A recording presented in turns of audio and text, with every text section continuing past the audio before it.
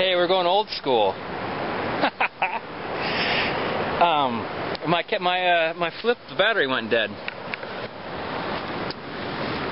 It hasn't gone dead that fast ever, I don't think. I only started using it a little while ago. Maybe it wasn't fully charged. Well, I don't know where we left off, so let me retell the story I was just telling, and that I meet people hiking through Pacific Crest Trail here. Not right here, but close to here. And there's this feeling that that I'm, you know, a little something from the city and not really of any import. But, you know, I'm not a thru hiker, so I could be ignored.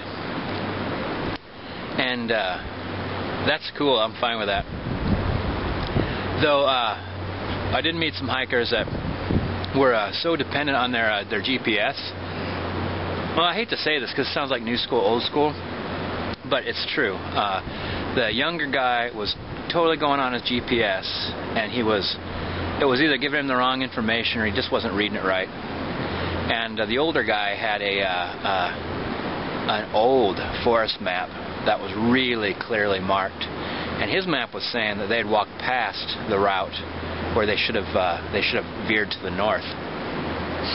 And so they were talking about it right as I walked up, and I heard them. And I'm, you know, dressed like I dress, you know, button-down shirt, and I don't carry too much stuff with me. And so the guy didn't want to listen to me. He wanted to listen to his computer, which was telling him the wrong thing. He didn't want to listen to me because I wasn't even carrying a map. I was just saying, no, you've gone too far. And I even pointed out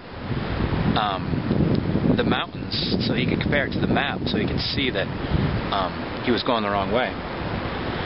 And he finally listened to his buddy, but he was unhappy about it. And then there's another kind of thru hiker that's kind of really excited to meet you. Because here's what you should do when you meet a thru hiker. You should try to give him something, or her something. So give him some of your food. You know, give him some of your drugs.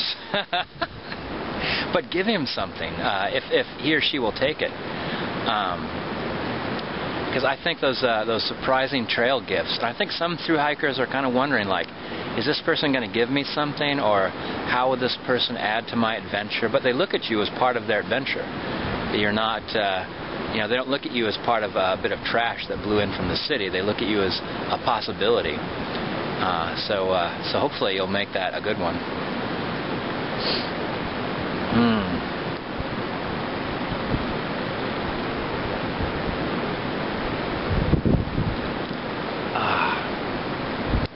This will be interesting, doing a flip video, switching over to the Canon.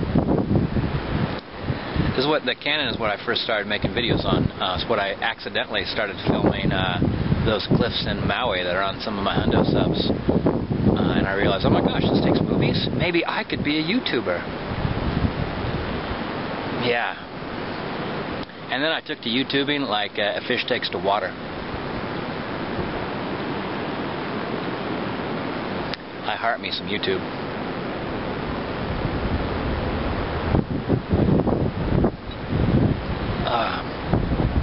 And there was some talk recently from a couple of different people about people that post a lot of videos are looking for attention, which is kind of an interesting concept.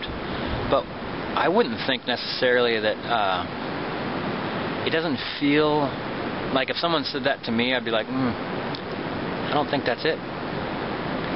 I mean, I really like talking to you, B2M and family, and or at you, and a few of the other people I talk at, you know, doing coffees with Earl and stuff like that. But mostly I'm just trying to record my life and my thoughts at the moment and who I was then. Because already I could look back a year ago, and I can note differences in what I'm doing, what I'm feeling. Well, for instance, I pretty much filmed Irma and I first meeting each other. So it's kind of wonderful to have a year-long record of Earl and Irma's excellent adventure.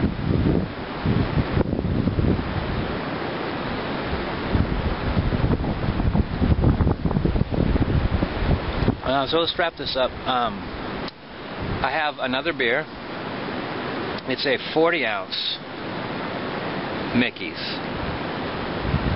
I found a store that's right next to Irma's apartment that sells 40 ounces of Mickey's.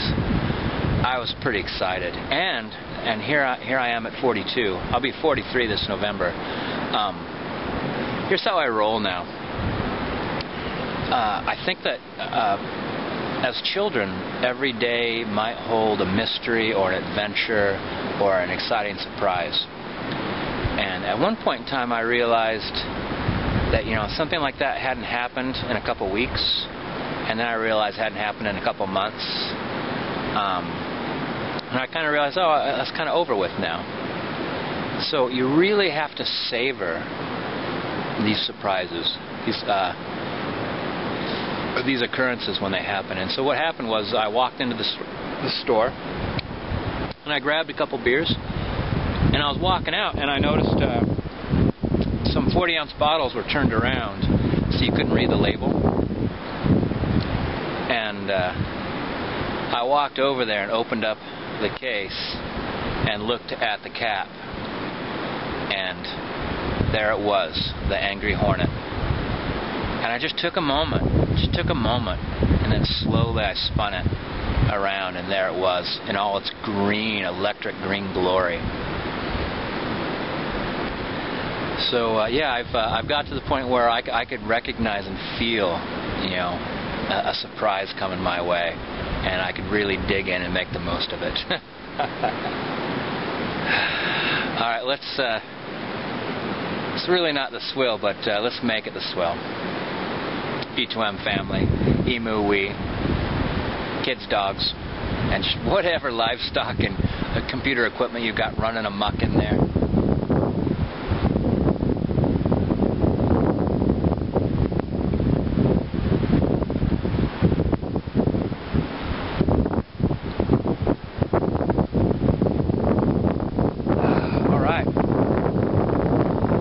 You guys, I don't get camping enough, and every time I do go camping,